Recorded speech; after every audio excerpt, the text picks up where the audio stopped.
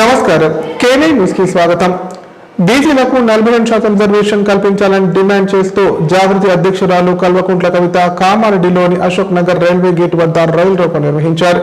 ప్లకార్డులు పట్టుకొని ఆందోళన చేస్తున్న కవితను పోలీసులు అడ్డుకోవడంతో ఉద్రిక్తత నెలకొంది. పోలీసులు కవితను అరెస్ట్ చేసిన క్రమంలో జరిగిన తోపులాటలో ఆమె చేతికి స్వల్ప గాయాలయ్యాయి. కామారెడ్డి జిల్లా కేంద్రంలోని అశోక్ నగర్ రైల్వే గేట్ వద్ద బీసీలకు 42% రిజర్వేషన్లు కల్పించాలని డిమాండ్ చేస్తూ తెలంగాణ జాగృతి అధ్యక్షురాలు కల్వకుంట్ల కవిత ఆధ్వర్యంలో రైలు రోకో నిర్వహించారు. ఆమెతో పాటు జాగృతి నాయకులు రైలు పట్టాలపై బైఠాయించి నిరసన తెలిపారు.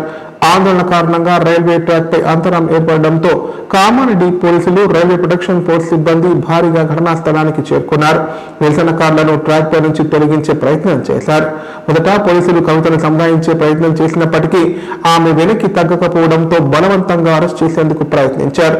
ప్లకార్డులు పట్టుకొని ఆందోళన చేస్తున్న కవితను పోలీసులు అడ్డుకోవడంతో ఉద్రిక్తత నెలకొంది. పోలీసులు ఆమెను అరెస్ట్ చేసే క్రమంలో జరిగిన తోపులాటలో కవిత చేతికి స్వల్ప గాయాలయ్యాయి.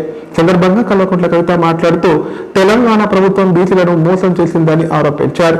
బీసీలకు 40% రిజర్వేషన్లు ఇస్తామని చెప్పి కాంగ్రెస్ ప్రభుత్వం కేవలం 15% రిజర్వేషన్లతోనే పంచాయతీ ఎన్నికలు నిర్వహించడం దారుణమని ఆగ్రహం వ్యక్తం చేశారు.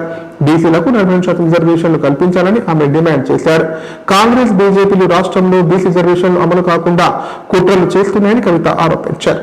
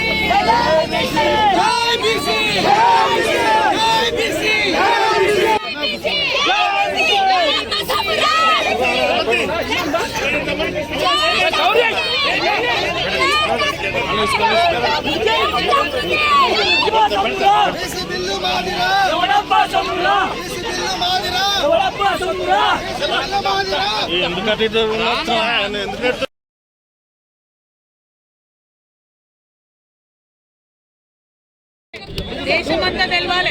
ఇవాళ ఇవ్వగలిగి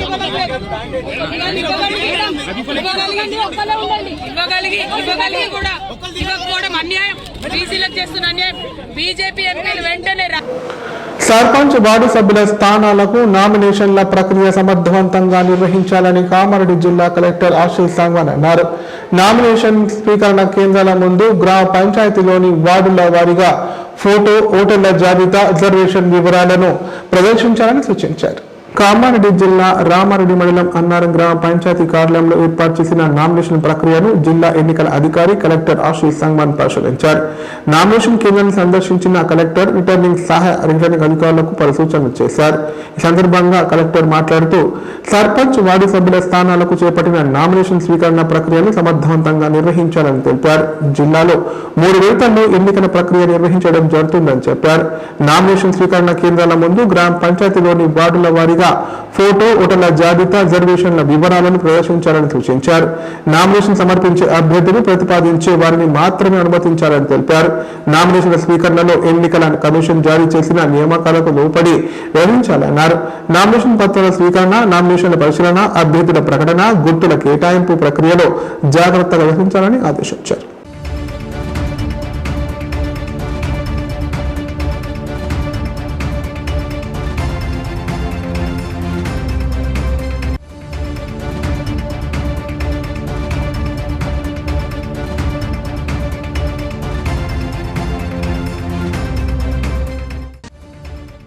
ఉమ్మడి జిల్లాలో చలిపులి పంజా విసురుతోంది. రోడ్లపై దట్టంగా పొగమంచు కమ్ముకుంది. పొగమంచు కమ్ముకుపోవడంతో వాహనదారులు తీవ్ర ఇబ్బందులు పడ్డారు. తెల్లని గాలితో నెమ్మదిగా కదిలిన పొగమంచును చూసి ప్రజలు తమ ఫోన్లలో ఫోటోలు, వీడియోలు తీసుకుంటూ ఎంజాయ్ చేశారు. చలిపులితో గ్రామాలు వణికిపోతున్నాయి. దీనికి తోడు తెల్లవారుజాము నుంచి పొగమంచు కమ్మేయడంతో వాహనాల రాకపోకలకు ఇబ్బందిగా మారింది. ఉమ్మడి జిల్లాలోని పలు గ్రామాలలో శుక్రవారం ఉదయం 5 గంటల నుంచి 7 గంటల వరకు పొగమంచు కమ్మివేయడంతో వాహనదారులు లైట్లు వేసుకొని వాహనాలు ముందుకు సాగారు. దట్టమైన పొగమంచు ఏర్పడడంతో రోడ్డుపై వాహనాలకు ఎంతో ఇబ్బందిగా మారింది. అయితే పొగమంచు వల్ల మార్నింగ్ వాకర్స్ కూడా ఇబ్బందిగా మారింది. వారు సెల్ ఫోన్ లైట్ల ద్వారా మార్నింగ్ వాకింగ్ చేయడం కనిపించింది. పొగమంచుతో పాటు చలి విపరీతంగా పెరగడంతో గ్రామాల్లో వృద్ధులు, పిల్లలు చలితో తీవ్ర ఇబ్బందులు గురవుతున్నారు. చలి మంటలు కాపుకొని ఉపశమనం పొందుతున్నారు. 2-3 రోజుల నుంచి చలి తీవ్రత ఎక్కువ కావడంతో సాయంత్రం వేళల్లో వీధులన్నీ నిర్మానుషంగా మారుతున్నాయి. శుక్రవారం ఏర్పడిన పొగమంచు వలన వాహనదారులు, రైతులు, ప్రజలు ఇబ్బందులకు గురయ్యారు.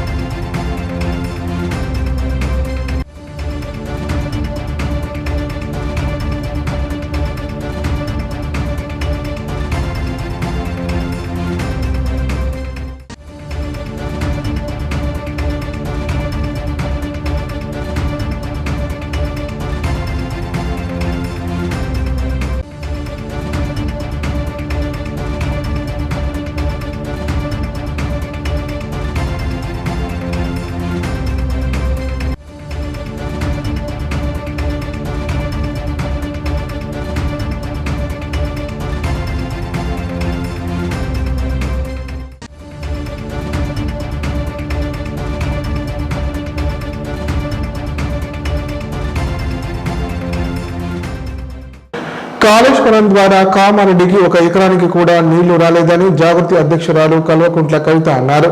ఈ విషయం చెబితే బీఆర్ఎస్ వాళ్ళు నా మీద నోరు వేసుకొని పడిపోతారంటూ మండిపడ్డారు.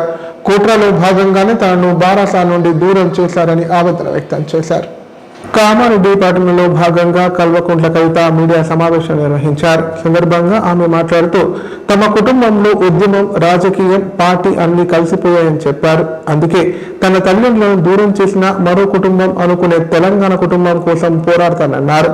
తాను జైల్లో ఉన్నప్పుడు ఎక్కువగా ఆలోచించింది తన తల్లి గురించేనని చెప్పారు.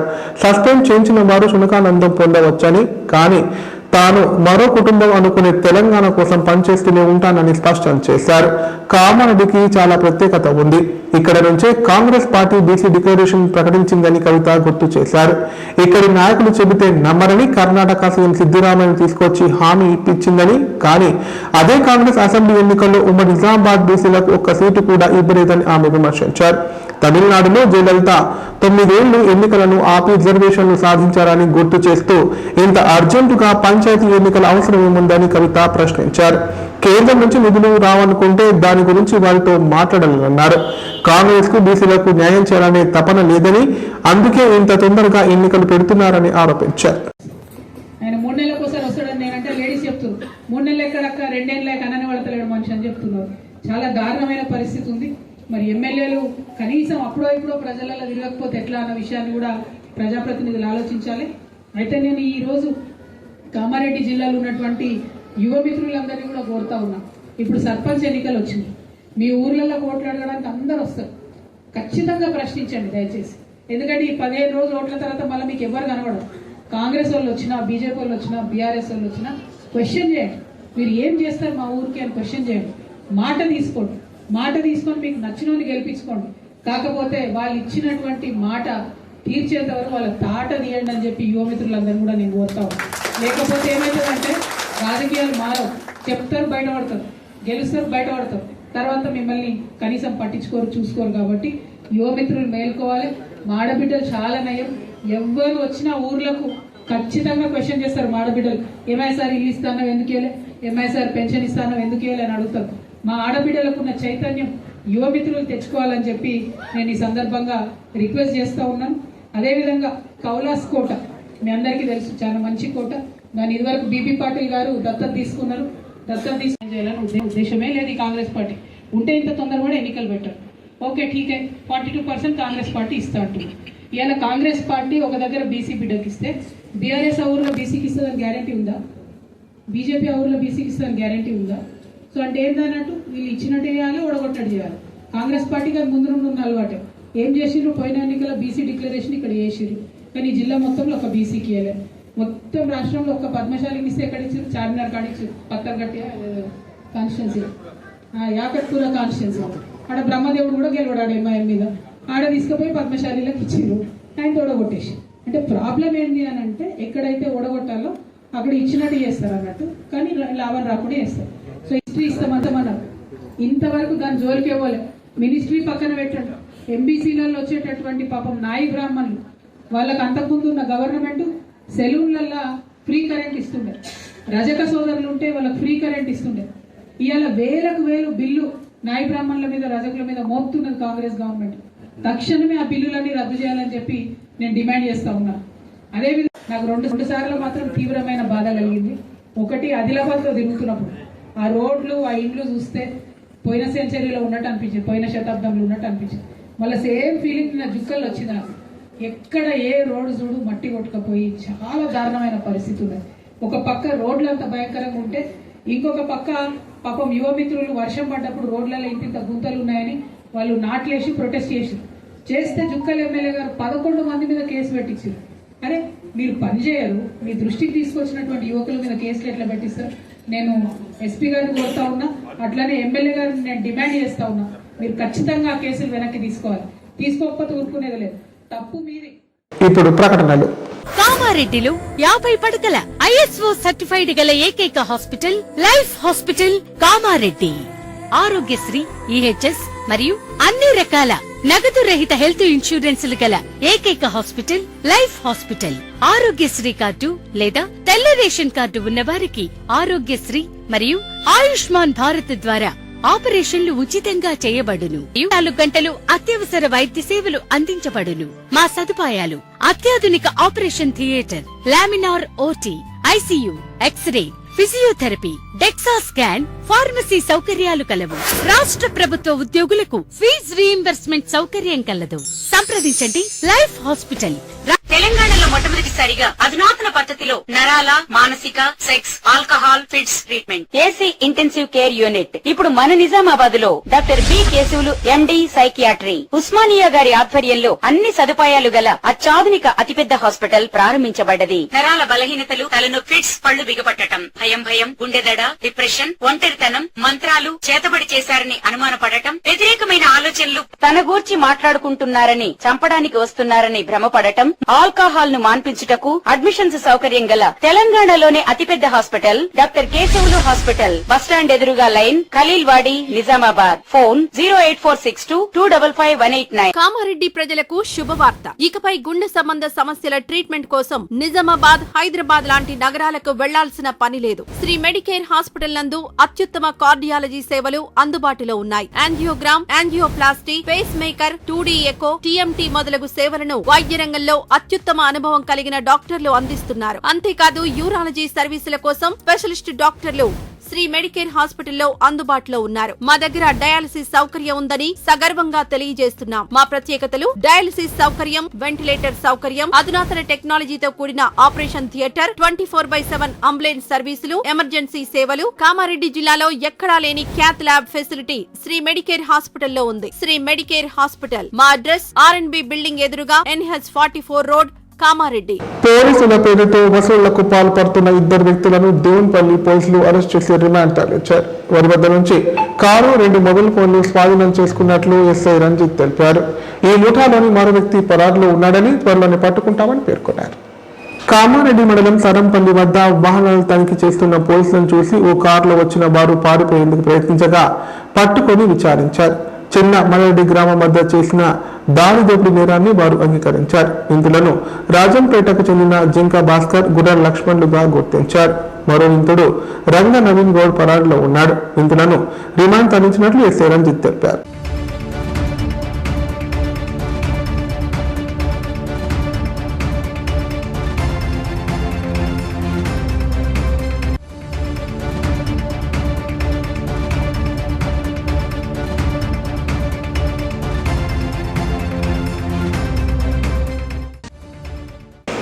దేశంలో ప్రజా సమస్యలు పరిష్కరించే దిశలో కేంద్ర రాష్ట్ర ప్రభుత్వాలు లేవని ఇల్లందు మాజీ ఎమ్మెల్యే గుమ్మడి నర్సయ్య అన్నారు. నీళ్లు, నిధులు, నియామకాల పేరుతో అధికారంలోకి వచ్చిన బీఆర్ఎస్ రాష్ట్ర ప్రజలకు చేసిందేమీ లేదన్నారు. 420 హామీలు, 6 వాగ్దానాలతో అధికారంలోకి వచ్చిన కాంగ్రెస్ ప్రభుత్వం ఏమీ చేయడం లేదని విమర్శించారు. కామారెడ్డి జిల్లా కేంద్రంలోని ఆర్ఎండ్బి అతిథి గృహంలో ఇల్లందు మాజీ ఎమ్మెల్యే గుమ్మడి నర్సయ్య విలేకరుల సమావేశం నిర్వహించారు. ఈ సందర్భంగా ఆయన మాట్లాడుతూ ఎన్నికల్లో ఇచ్చిన హామీలను రాష్ట్ర కాంగ్రెస్ ప్రభుత్వం సరైన దిశలో అమలు చేయడం లేదన్నారు. ప్రజల సమస్యలు చాలా ఉన్నాయి, వాటిని కేంద్ర రాష్ట్ర ప్రభుత్వాలు పట్టించుకోవడం లేదని విమర్శించారు. కలిసిన వరి ధాన్యం కొనుగోలు చేయడం లేదు.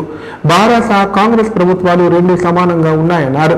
రైతుల సమస్యలు పరిష్కరించడంలో రెండు ప్రభుత్వాలు విఫలమయ్యాయి అన్నారు. వరదల్లో పంట నష్టపోయిన రైతులకు ఎకరానికి 25,000 నష్టపరిహారం ఇవ్వాలన్నారు. రైతు భరోసా ఇవ్వడం లేదు. పోడు భూముల సమస్యలు పరిష్కరించకుండా ప్రభుత్వం కాలయాపన చేస్తోందని చెప్పారు. 7 క్వింటాల పత్తిని మాత్రమే కొనుగోలు చేస్తామని రాష్ట్ర ప్రభుత్వం చెబుతోంది. మిగతా పంట రైతులు ఎక్కడ అమ్ముకోవాలని ప్రశ్నించారు. హిడ్మా ఎన్కౌంటర్ ఓ బూటకం. హిడ్మా దంపతులను పోలీసులు పట్టుకొని ఆయనను ఎన్కౌంటర్ చేయగా భార్యను కొట్టి చంపారని ఆరోపించారు. ఈ ఎన్కౌంటర్ పై ప్రభుత్వం వెంటనే విచారణ చేపట్టాలని డిమాండ్ చేశారు. ఆపరేషన్ కగార్ పేరుతో అడవుల్లో ఖనిజ సంపదను కేంద్ర బీజేపీ ప్రభుత్వం దోచుకోవాలని చూస్తోందని ఆగ్రహం వ్యక్తం చేశారు. ప్రశ్నిస్తుంది, అడుగుతుంది. ఇలా ప్రజల తరపున ఉన్నటువంటి మీరు ప్రజల విలువైనటువంటి అధికారాన్ని తీసుకొని మరి ఎందుకు నిద్రపోతున్నారు? టీఆర్ఎస్ బీఆర్ఎస్ ఈ టీఆర్ఎస్ బీఆర్ఎస్ కూడా అదే చేసింది, నువ్వు అదే చేస్తున్నావు. వాళ్ళ విధానాన్ని, వాళ్ళ వైఫల్యాన్ని దృష్టిలో పెట్టుకొని నీకు అధికారం ఇస్తే నువ్వు నిద్రపోతున్నావు ఏంటి అని అడుగుతున్నావు. అందుకనే ఇలా ఈ రైతులను ఆదుకోవటానికి, పంటలను నష్టపోయినటువంటి రైతులను ఆదుకోవటం కోసం నువ్వు చేస్తున్నటువంటి ప్రయత్నం విఫలమైంది, సఫలం కాలేదు. అందుకని వాళ్ళందరిని ఆదుకోవటం కోసం నువ్వు ప్రయత్నం చేయమని చెప్పి వాళ్ళు చేస్తున్నావు. నష్టపోయిన రైతులకి ఎకరానికి 25,000 వాళ్ళు లక్షల రూపాయలు ఖర్చు పెట్టారు. మామూలు ఖర్చు కాదు. పురుగులు, రోగాలు తోటి నష్టపోయినటువంటి పైరుని దక్కించుకోవడానికి, పంటను తీసుకోవడానికి చేసిన ప్రయత్నాల్లో లక్షల రూపాయలు ఖర్చు పెట్టినటువంటి పరిస్థితి, అట్లా నష్టపోయినటువంటి పరిస్థితి. ఇక ఆదుకునేటువంటి లేకపోతే ఆత్మహత్య చేసుకునే దిశగా ఆలోచిస్తున్నటువంటి. అందుకే వాళ్ళని ఆదుకోవటానికి ఎకరానికి 25,000 చొప్పున నష్టపరిహారం ఇవ్వాలి. ఇప్పటికే పంటలకి గిట్టుబాటు ధర అనేటువంటిది లేదు ఎక్కడ. పత్తి కొనుగోలుకు సంబంధించి CCI కేంద్రాలు ఓపెన్ చేయాలన్నారు, అవి లేవు ఎక్కడ. ఉంటే గింటే అక్కడ ఉన్నటువంటి అధికారులు, అక్కడికి వచ్చినటువంటి ఈ CCI కేంద్రానికి సంబంధించిన అధికారులు అందరూ మిలాకుతాయి బయట వారికి అమ్ముకునే పరిస్థితులలో, అలాసులాలుగా అమ్ముకునే పరిస్థితుల్లో వ్యవహరిస్తున్నటువంటి తీరు కనపడుతుంది. వార్తలు ఇంతటితో సమాప్తం. తిరిగి ప్రసారమయ్యే వార్తల్లో మళ్ళీ కలుద్దాం. అంతవరకు సెలవు. నమస్కారం. చూస్తూనే ఉండండి K9.